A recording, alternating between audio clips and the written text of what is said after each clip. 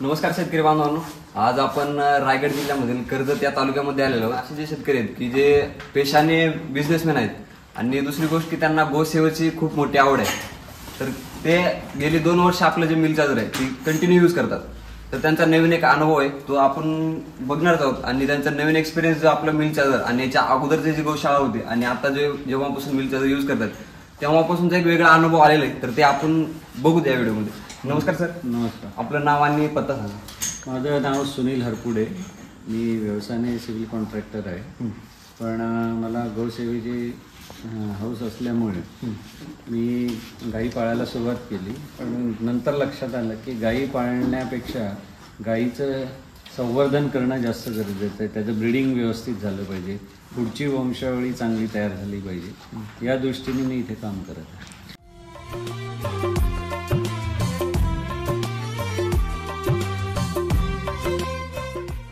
Okay, म्हणजे तुमचं एक जनरली जर आपण जर बघितलं की तुमचं ब्रीडिंगवरती खूप चांगलं काम करताय तुम्ही. ब्रीडिंगवर काम आहे. ओके, आता जनरली जर बघितलं आपण की ब्रीडिंगचा तुम्ही समजा मिल चार्जरचा अनुभव आहे किंवा मिल चार्जर वापरण्याआधीचा अनुभव, तर काय होता? मिल चार्जर कधीपासून वापरताय तुम्ही? मिल चार्जर हा झालं गेलं वर्ष 6 वर्ष मी वापरतो. रेग्युलर वापरताय? रेग्युलर वापरतोय. ओके. सुरुवातीला मी फक्त मिल्किंग काऊजनं वापरत होतो. ओके. बर. त्यांचं म्हणजे दुधाचं प्रमाण 1-1.5 लिटर वाढलं. ओके. त्यानंतर ते झाल्यानंतर मला गायींचं आरोग्य सुधारलं मेन. ओके. म्हणजे डॉक्टर कमी झाला. ओके. आता साधारण 3-4 महिन्यात डॉक्टर कधीतरी काय इमर्जन्सी आली तर, नाही तर बाकी ट्रीटमेंट सगळे आपले मिल्क चार्जर दिल्यापासून आजार पण कमी झालं.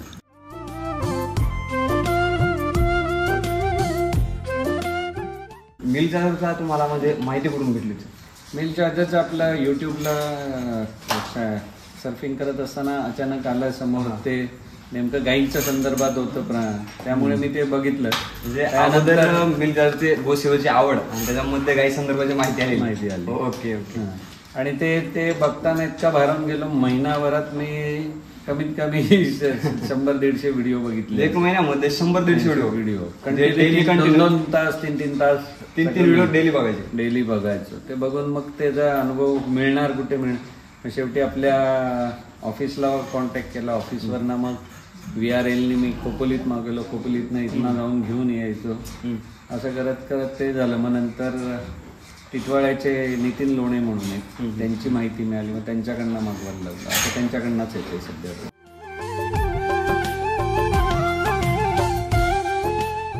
आता जनरली तुमचा अनुभव जर बघितला तर पूर्वीचा अनुभव समजा मिल चार्जरचा आधीचा आणि आत्ताचा अनुभवामध्ये काय फरक आहे तुमचा?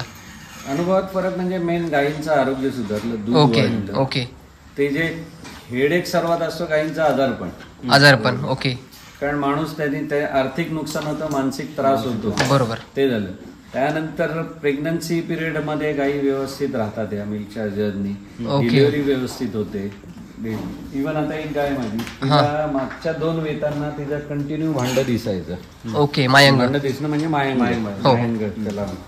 तर ते मायांग दिसायचं. तर या वेळेस तिचं अजिबात आम्ही कंटिन्यू औषध चालू ठेवलं. तिचं मायांग किती वेळ त्याची गाय येते? ही ते थर्ड वेताला म्हणजे गेले 2ऱ्या वेतापर्यंत कंटिन्यू मायांग बाहेर येते. शेवटच्या 1.5-2 महिने तिचं मायांग बाहेर येतं. म्हणजे वेळेला जर 1.5-2 महिन्यात चालवत असेल तर मायांग पूर्णपणे बाहेर येतं. बरंचसं यायचं आम्हाला. म्हणजे कामगार वैतागायचे.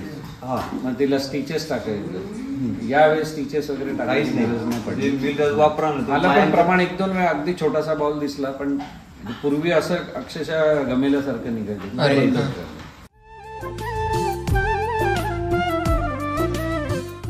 दुसरी गोष्ट की मायांग बाहेर ज्या वेळेस येत होतं त्यावेळेस डॉक्टरचं काय ट्रीटमेंट वगैरे करत होता आपण? डॉक्टर त्यावेळेस काय मायांग बसून देणार. त्यानंतर अँटीबायोटिक देऊन तिला औषधं चालू असायची. प्रोएक्टिव्ह बोलस कंटिन्यू चालू असायची. डॉक्टरचा एकंदरीत किती खर्च व्हायचा त्यावरती? डॉक्टरचा महिन्याला मला 10,000 ते 15,000 रुपये खर्च व्हायचा. एका गाईसाठी? टोटल गोट्यावर म्हणलं 15 कधी 20,000 पण जायचा खर्च. आणि आता तो खर्चाची बाजू बघितली, तो खर्च बंद झाला. त्याच्याऐवजी 15-20,000 ते आपल्याला 2 बॅग त्याच्या चार्जर ते इक्वल झालं.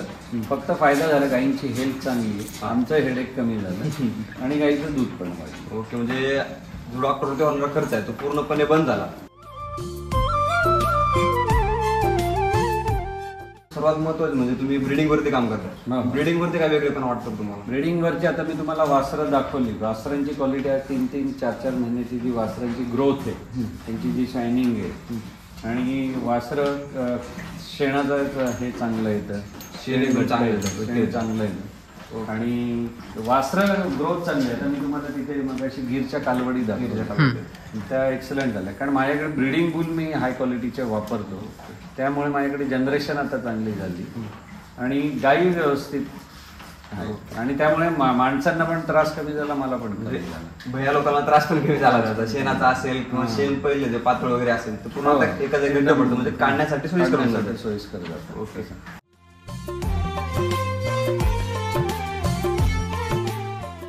बछड्यांचं म्हणजे वासरांचा जो पहिले होते म्हणजे मिलचा जो वापराच्या अगोदर कंडिशन कशी असायची आणि आता कशी?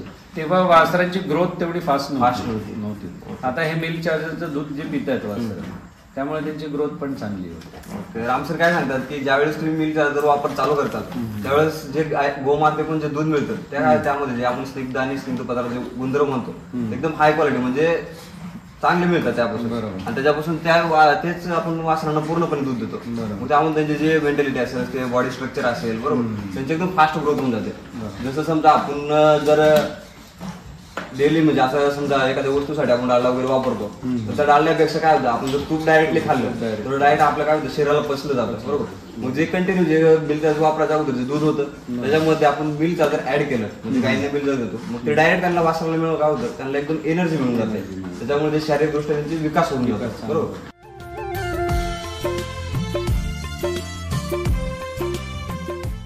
तुम्ही जे ब्रीडिंग साठी बुल वापरता म्हणजे बैल वापरता त्याच्यासाठी तुम्ही वापरता का तुम्ही? हो, त्यांना पण आता हा ब्रीडिंग बुल येणार आहे गिरचा, याची म्हणजे ब्लड लाईन मी आता हा चांगल्या उच्च वंशावळीचा बुल आहे.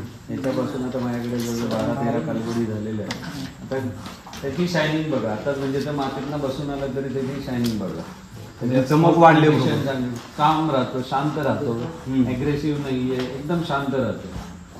म्हणजे त्याला आणि रवंत करत राहणार आहे सगळे बघा तुम्हाला दिसतील. आता खाल्लं, आता ही गाय बसली रवंत करत. ब्रीडिंग बुल आपण चांगल्या क्वालिटीचे वापरल्यामुळे ते पण आपल्याला नक्कीच.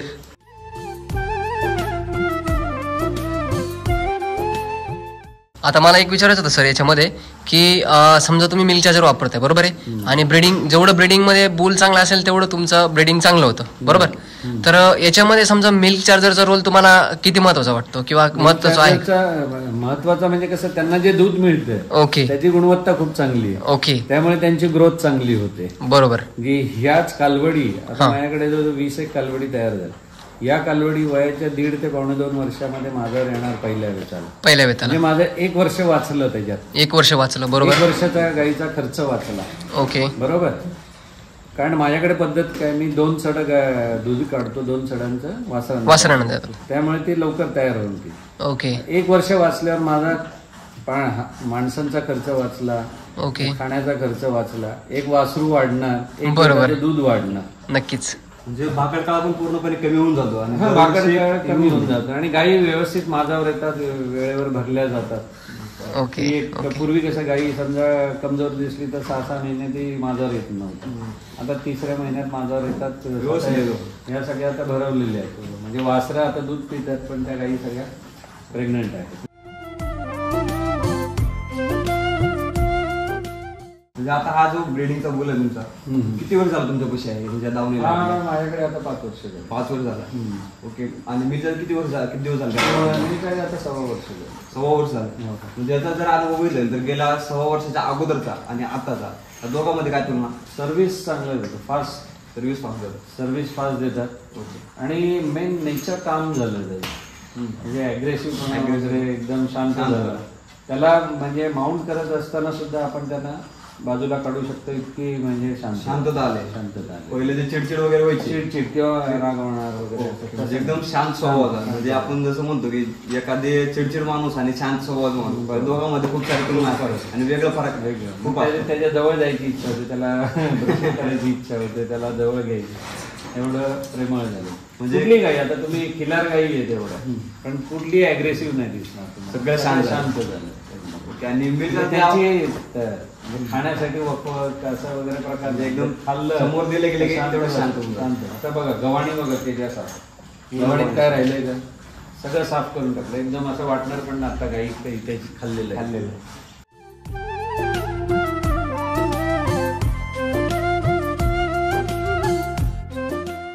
आता ह्या 6-7 महिने गाई झाल्या व्यायल्या हा पण अजूनही दूध 4-4 4.5-5 लिटर दूध अजूनही देतात. चालू आहे रेग्युलर. हो रेग्युलर.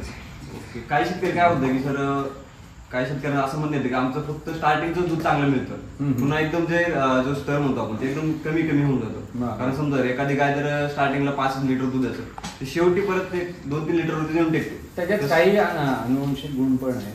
ब्रीडिंग तुमच्या लॉंग लॅक्टेशनच्या गायी असतील त्यांचे जर कालवडी असतील तुमच्याकडे तर त्या लॉंगच चालणार.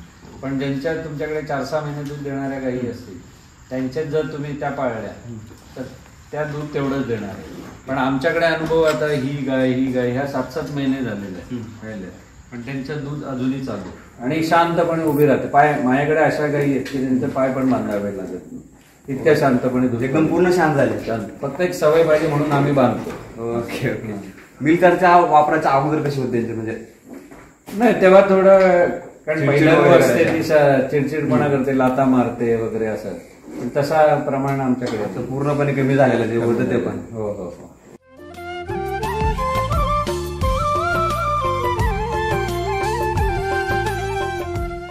आणि ब्रीडिंग वरती हा एक तो 2 बुल वापरतात बरोबर. हा माझ्याकडे तो हरियाणा ब्रीडचा आहे तो हरियाणा चॅम्पियन जी 3 वर्ष आई तिथे हरियाणामध्ये चॅम्पियन होती ती 21 लिटर 350 ग्रॅम दूध दिलेलं आहे. रेकॉर्डेड आहे. 3 वर्ष चॅम्पियन 3 वर्ष तिचा बुल मी ब्रीडिंगसाठी आणलेला आहे. आता त्याच्या जवळजवळ 7 कालवडी माझ्याकडे तयार झालेल्या आहेत. सध्या 7 कालवडी तयार झाल्या त्याच्यात 7 कालवडी दिली म्हणजे आतापर्यंत त्यांनी नंदी दिलेलाच नाही. कंटिन्यू कालवडी प्रत्येक आता जर डॉक्टर जरी भरला तरी काय होतं तर तुमचं सेक्स सॉर्टेड सिमेन आहे त्याचा पण एवढा रिझल्ट नाही. हा बुल आणि तो बुल त्या दोघांचा रिझल्ट एवढा म्हणजे ते बुल वापरले की 100% कालवडच झालं. आता तुम्हाला दिसतात माझ्या गोठ्यातल्या सगळ्या कालवडी दिसतात. हा आणि त्या पण बुलला तुम्ही त्याचा वापरता का कोणाला किती महिने झाले त्याला वापरताय. त्यांना जवळ झाले तरी 8-1 महिने 8 महिने झाले.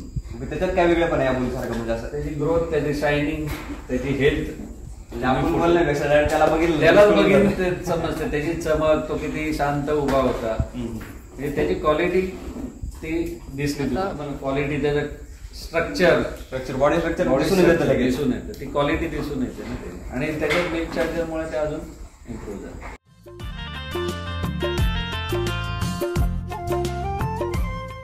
माझ्याकडे निव्वळ पेंडा आहे आणि मुरगास म्हणजे अक्षरशः लिटरली 5 किलो घालतोय मी. बरोबर. एवढ्या जनावरांना मी 5 किलो कारण माझ्याकडे पाण्याचा हे असल्यामुळे शॉर्टेज असल्यामुळे मला हिरवा चारा निर्मिती करता येते. माझ्याकडे जमीन 17-18 एकर आहे ते हिरवा चाऱ्याचं पाण्यामुळे होत नाही. तरी सुद्धा तेवढ्या याच्यात सुद्धा गायींची कंडिशन हे जर माझ्याकडे हिरवा चारा असता तर तुम्हाला म्हणजे गायींची कंडिशन इतकी सुंदर दिसली असती ना. तुमच्या गायींची शायनिंग क्वालिटी वगैरे ही खूप वेगळी आहे. खूप वेगळी आहे. म्हणजे तुमचं जे रेग्युलर चाललंय त्याच्यामुळे तुमची पचनक्रिया श्वसन संस्था आणि चमक वगैरे जेवढी पाहिजे तेवढी खूप चांगली त्याच्यातून मिळते. मिल्क चार्जरचा रिझल्ट आहे. आम्ही कष्ट करतोय पण नक्कीच लिटरली पेंडा आहे भाताचा आणि जे आमचा खुराक फक्त आम्ही याच्यानुसार टाकतो.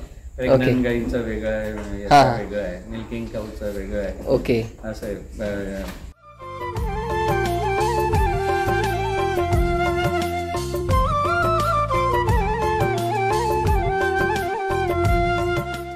तुम्ही चारा जो करताय तर चाऱ्यामध्ये गोअमृत वगैरे तुम्ही वापरताय का किंवा कृषी आपलं गोअमृत कृषी अमृत RNPH वगैरे वापरूनच मी तो चारा करताय. त्या चाऱ्याचा मी 8 महिने तो चारा निर्मिती करतो पावसाळ्यापासून तर जानेवारी-फेब्रुवारी पर्यंत मिळाला. Okay okay.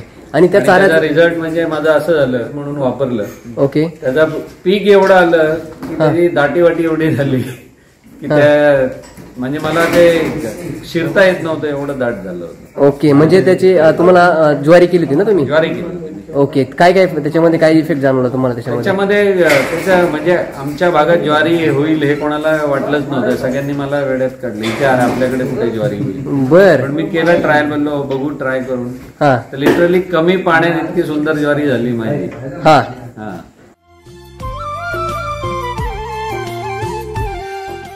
समजा तुमचा चाऱ्याचा रोल जो आहे, आपण जो म्हणतो तो की चारा जर तुमचा जर चांगला असेल तर तुमची अजून जनावरची हेल्थ चांगली होते. म्हणजेच काय की समजा तुमच्या चाऱ्यामधून न्यूट्रिशन व्हॅल्यू जनावराला जर चांगली मिळाली तरी पण अजून त्याच्या हेल्थमध्ये खूप चांगला इम्प्रुव्हमेंट त्याच्यातून मिळते. ओके. आपण जे वाचतो ते आपल्या खाण्यावरती पण अवलंबून असतं. हो, खाण्यावरच मेन आहे ना. कारण अगोदर इथं मिल चार्जर नव्हतं तेव्हा चिडचिड वगैरे व्हायची त्यांची. पण मिल चार्जर चालू केल्यापासून चिडचिड पण ऑटोमॅटिकली कमी झाली. म्हणजे याचा गुणधर्म काय की आपल्या खाद्यावरती पण अवलंबून असतं. आपण खाद्यावरच आहे त्यांचं. कसं आहे, त्यांची हेल्थ चांगली राहिली तर त्यांचं आरोग्य चांगलं राहील. त्यांचं आरोग्य चांगलं राहिलं तर चांगलं दूध देतील. चांगलं दूध देतील, चांगली वासरं निर्मिती होईल, तुमची वंशावळी पण चांगली मिळेल. म्हणजे ते एकात एक रिलेटेड सगळं आहे. तीच वासरं लवकर माझ्यावर येतील कालवडी. म्हणजे तुमचा 1 वर्ष एक वेत वाढतं त्याच्यात. बरोबर. एक वेत वाढला खर्च एक वेताचा कमी झाला, एक वासरू तुम्हाला एक वेताचं दूध ऍडिशनल मिळालं.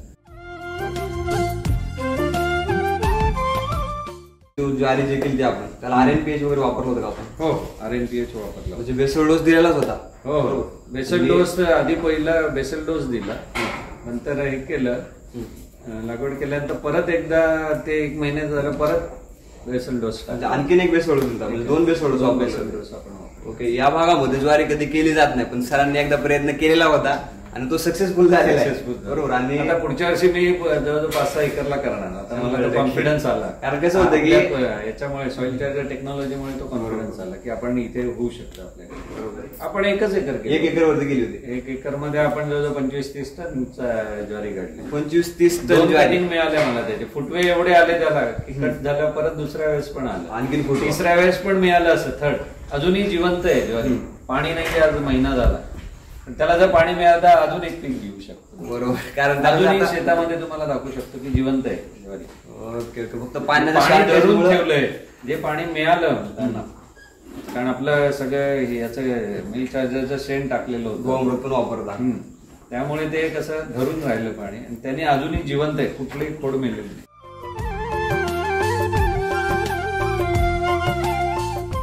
प्रत्येक व्हिडिओमध्ये सरांनी प्रत्येक पिकाची जी माहिती दिली. सर म्हणजे या पृथ्वीवर देव माणूस त्यांनी जे शेतकऱ्यांना मदत आज हे केलंय आणि एवढं फिरतात ते स्वतः शेतकऱ्यांच्या म्हणजे गोठ्यांवर जातात, शेतांवर जातात आणि त्यांनी जी माहिती देतात त्यांनी एक जो कॉन्फिडन्स येतो ना. म्हणजे आता मी तर शेतकरी नव्हतो, बॉर्न अँड ब्रॉटअप सातबाऱ्याचा शेतकरी. शेती आमची 40-45 एकर शेती आहे. पण आम्ही कधीच आयुष्यात शहरांमध्ये राहिल्यामुळे जशी गाई आली तशी शेतीच्या जवळ आलो. म्हणजे त्याच्यात गाईचा पण सहभाग आहे. त्याच्यानंतर 6 वर्ष मी याच्यात काम करत होतो, पण प्रचंड तणावाखाली असत. कशामुळे की गायींचे आजार, त्यांचं वेळेवर म्हणजे वासर आजारी, कधी गाईचं वेण्याचं अडकणं, त्याच्याकरता डॉक्टर बोलवा, मग ओढून काढा वगैरे. हे प्रकार माझ्याकडे नॅचरल डिलिव्हरी होतात. पूर्ण नॅचरल डिलिव्हरी. त्यांना काहीच ओढून वगैरे काही नाही बघतच. मी पहिले डिलिव्हरी बोललं का त्या दिवस 24 तास इथे थांबून राहायचो गोठ्यात. म्हणजे कामगारांवर विश्वास ठेवायचा नाही, ते कसं करतील काय. आता मी एवढा बिंदास असतो, मी सीसीटीव्ही कॅमेरे आहेत माझ्याकडे, तिथून मी फक्त बघतो की डिलिव्हरी होते, गाय बसले, डिलिव्हरी काय नाही, व्यवस्थित डिलिव्हरी होत असतं. मी 4 बाजूला माझ्याकडे कॅमेरे लावलेले, इकडे दिसतील, तिकडे दिसतील, पुढे आहेत, मागे. मी फक्त ऑब्झर्व करतो, तिथनं बघतो, गाय माझ्या समोर कॅमेरा समोर ठेवतो, मी घरातनं बघतो, गाय व्यवस्थित डिलिव्हरी होतात. वासरं 1 तासाच्या आत उठून दूध पितात, नाही ऑटोमॅटिकली स्वतःहून उठून दूध पितात. त्यांच्यामध्येच एवढी स्ट्रेंथ असते की आता हे 1 महिन्याचं वासरू, याची हाईट बघा, 1 महिन्याचं वासरू आहे. 1 महिना पण 28 दिवसच झाले.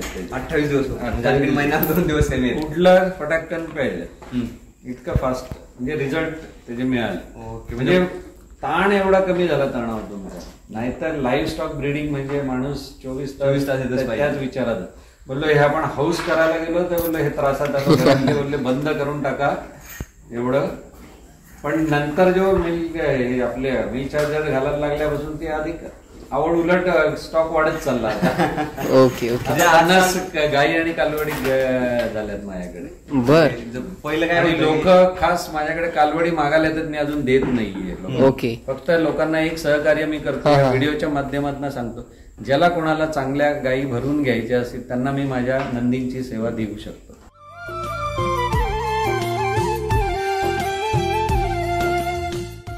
या नंदीच्या आईचं दूध 24 लिटरच्या पुढे होतं. ओके. हा हा. याच्यापासून 24 रेकॉर्डेड आहे त्याच्यात. ओके. आणि तसंच हरियाणा गाईचा तो हो 21 तो आपण लिटर बघितला तो.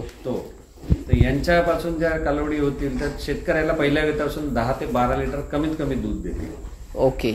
तर शेतकऱ्यांना माझी हे आहे की तुम्ही HF जर्सी पाळण्यापेक्षा आपल्या देशी गाई पाळा, त्या पण दूध देतात. त्या गायींचं पण दूध चांगलं आहे, कारण तिच्या सूर्यकेतू नाडी चंद्रकेतू नाडी आहे. बरोबर. आणि आपल्या शास्त्रामध्ये आपल्या ऋषीमुनींनी जे सांगितलेलं आहे हा हा. की देशी गाईचं दूध किती आहे, किती चांगलं आहे, त्याची गुणवत्ता, त्याच्या तुपाची गुणवत्ता, तिच्या गोमूत्राची गुणवत्ता, बरोबर. त्याच्या शेणाची गुणवत्ता, ही गुणवत्ता इतकी चांगली आहे की तुम्ही त्याच्यापासून तुमच्या घराचं कुटुंबाचं आरोग्य सुधरेल, शेती सुधरेल.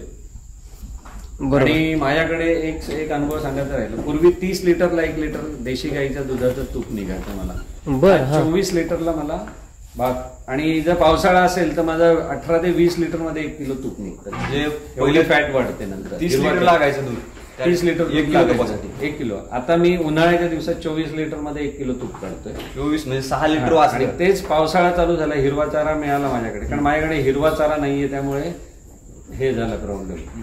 पण ते जर नुसतं साधा चारा म्हणजे असं नाही मका ज्वारी काहीच नाही माझ्याकडे, तरी सुद्धा काही तूप देतात एवढं. तर तेच पावसाळ्यामध्ये साधा चारा हिरवा चारा खाल्ला तर 18 ते 20 लिटरला 1 किलो तूप तयार होतं.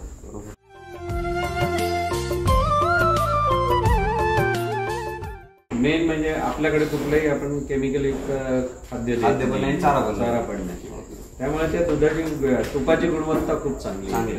ओके. आणि माझं तूप 3,000 रुपये किलोला वेटिंगला आहेत लोक. 3,000 रुपये किलो.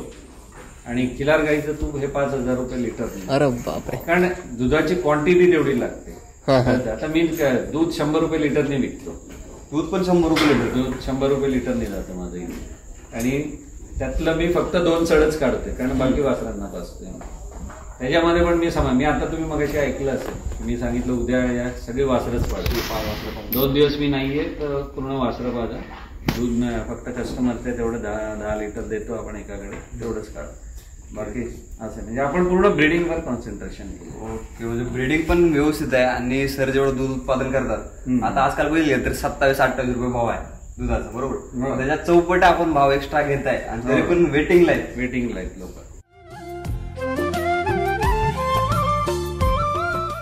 वेटिंगचं कारण दुधाची क्वालिटी, दुधाची जी चव लागली ना लोकांना, ते दूध बंदच केले ना. आतापर्यंत पहिला कस्टमर जेव्हा 5-6 वर्षापूर्वी जाईल, तो कस्टमर अजून ती ऍडव्हर्टाईज करतो आपण, पण लोकांना देऊ शकत नाही. कारण मला 50च्या वरती गाई आता इथे माझी कॅपॅसिटी इथे गोठ्याची कॅपॅसिटी 50 आणि हा.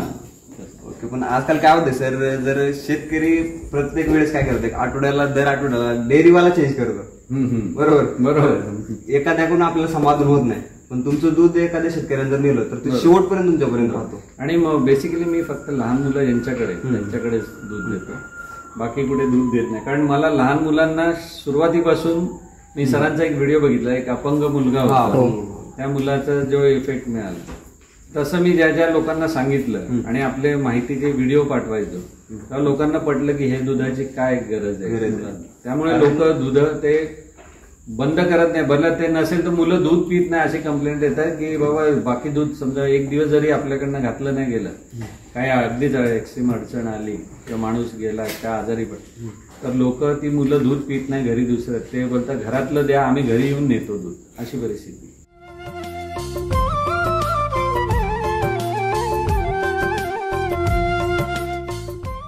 आतापर्यंत शिवाजी महाराजांच्या युद्धाच्या काळात जे सैनिकांना जखमा व्हायच्या, भाल्यांच्या, तलवारीच्या वगैरे, तेव्हा फक्त खिलार गाय होती महाराष्ट्रात.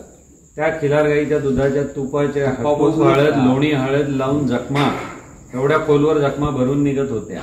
म्हणजे प्रत्येक किल्ल्यावरती तुपाच्या खाण्या वेरी भरलेलं असायचं. तूप जेवढं जुनं होत जाईल ना औषधी गुणवत्ता वाढत. गुजरातमध्ये 100 वर्षाचं तुपाचे स्टोरेज आहे. बरोबर. एवढं, कारण ज्यांना या गोष्टीचं गुणधर्म माहिती आहे आणि विशेषता माहिती आहे तेच व्यक्ती या गोष्टीवरती फोकस करतात. कारण आपण सूर्यनाडी असेल याच्या गोष्टी ज्या म्हणतो ते कुणालाच घेणं नाही. बरोबर. आणि प्रत्येक शेतकरी फक्त हा वर्षातला एक दिवस आहे कोजागिरी पौर्णिमा. त्या दिवशी फुल मंडे जेव्हा म्हणजे पौर्णिमेचा दिवस असतो त्या दिवशी आम्ही दुधाच्या गायी सगळ्या बाहेर अंगणात बांधतो. पूर्ण रात्रभर त्यांना चंद्राच्या प्रकाशात ठेवतो. जर पौर्णिमेला ठेवलं तर चांगलंच आहे, पण वर्षातला तो दिवस सर्वात श्रेष्ठ आहे. त्या दिवशीचं गोमूत्र हे डोळ्यांच्या नेत्रांजन बनवण्यासाठी वापरलं जातं. आणि त्या दिवशीचं दूध जमा करून त्याचं जे तूप होतं ते आम्ही प्रिझर्व करून ठेवतो. त्या दिवसाचं दूध जे ते इतकं औषधी आहे. दूध आणि तूप त्याचं ते एक ठेवतो आम्ही. आणि पावसात श्रावण महिन्यापासून श्रावण, भाद्रपद, अश्विन या 3 महिन्यातलं जे तूप आहे ते मी विकतच नाही. ते वर्षभर घरी त्याची गुणवत्ता आहे. कारण शेकडो प्रकारच्या वनस्पती गायींना चारून आणल्यानंतर जे दुधाची क्वालिटी होते ना ती गुणवत्ता गायीला कळतं. देशी गायीला की कुठला चारा खाल्ला पाहिजे आणि कुठल्या चारा औषधी गुणवत्ता. कारण काय होतं सर, आजकाल प्रत्येक शेतकरी हा फक्त दुग्ध व्यवसाय फक्त प्रत्येक गायीकडे बघण्याचा दृष्टिकोन फक्त दुधाचे मशीन म्हणून. आपण काय करतोय, तुमचा गोटा आता बघितला पूर्ण गोट्यावरती आता गेली 3-4 तास इथं आहे. बरोबर. प्रत्येक गोष्टीचं जे महत्व आहे तुम्ही पण समजून सांगता आणि त्याच्यामध्ये मिळतं आणखी डेव्हलप झालेलं आहे. बरोबर. तर जसं एखाद्या टेक्नॉलॉजी प्रत्येक वर्षी व्हर्जन चेंज करते म्हणजे अपडेट होते तसंच आपलं ब्रीडिंग वरती पण काम आणखीन वाढलेलं आहे. आणि गोवंश तर हल्लीच आहेत पूर्ण आणि सगळं शांत आहे. कारण प्रत्येक गोट्यावरती गेल्यानंतर आपण चिडचिड असते, आवाज असतो, कोणच तसं नाही. प्रत्येक शांत आहे एकदम.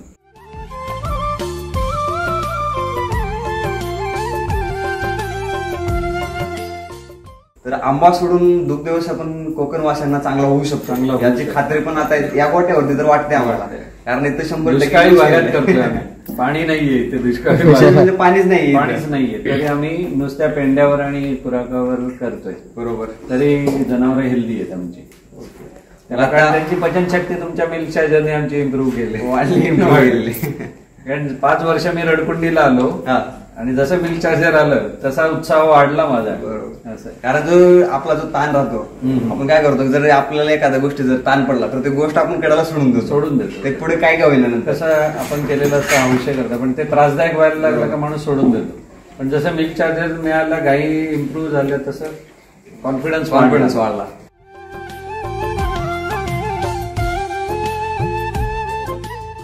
आता 50 गायी पाळायचे म्हणजे 3 लाख रुपये महिन्याला. 3 माणसं कामाला, त्यांचा खर्च, लाईट, इलेक्ट्रिसिटी, हे ते. पण हे मिल्क चार्जरने मला कॉन्फिडन्स दिला की माझ्याकडे ब्रीडिंग केलेल्या कालवडी आहेत, हा पैसा वसूल करूनच देणार. हा पैसा वसूल करून देणार. कारण लोक लाईन लावतील आपल्याकडे कालवडी घ्यायला, कारण त्या क्वालिटीच्या तयार होत आहेत. तुम्ही बघितल्या. बरोबर.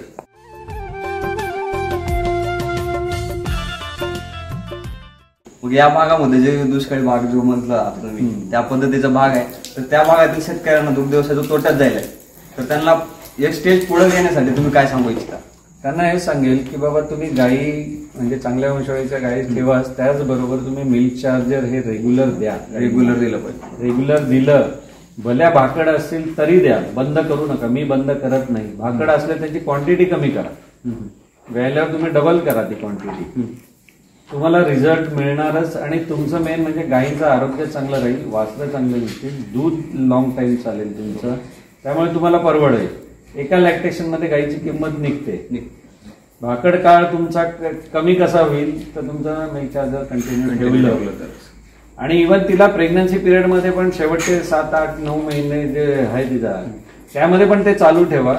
तर तिला तिचं सगळी शरीराची झीज आहे ती भरून निघेल. आणि मग ती दुधावर कॉन्सन्ट्रेट. कसं होतं, गाय वेल्यानंतर तिला स्वतःला रिकव्हर करायचं असतं, वासराचं पोट भरायचं असतं आणि मालकाचं पोट. आणि तिचं आरोग्य कसं राहील जर तुम्ही तिला म्हणजे सगळं तिला आवश्यक जे जीवनावश्यक जे आहे ते तिला मिळते कशामधनं मिळतं. ते तुम्ही बंद केलं तर मग तुम्हाला ती झीज भरून काढायला तिला 6 महिने जातात. बरोबर. पण ती दूध देणार नाही. तर शेतकऱ्यांना किंवा यांना सांगेल मी दुग्ध व्यवसाय की तुम्ही मिल्क चार्जर कंटिन्यू चालू ठेवा. त्यामुळे तुमच्या गायी येते. आता ही गाय बघा व्याली तरी दूध म्हणजे हेल्थ मध्ये काय परिणाम आहे का तिच्या? हं? किती महिने गेले ते? ही आता जवळजवळ नाही, ही 4.5 महिने झाली. ती आता असं वाटते प्रेग्नंट आहे. प्रेग्नंट आहे ती फक्त 1.5 महिन्याची. 1.5 महिने.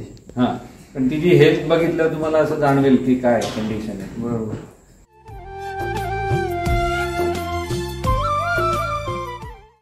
चालेल, तर धन्यवाद. धन्यवाद. आपण आले इथे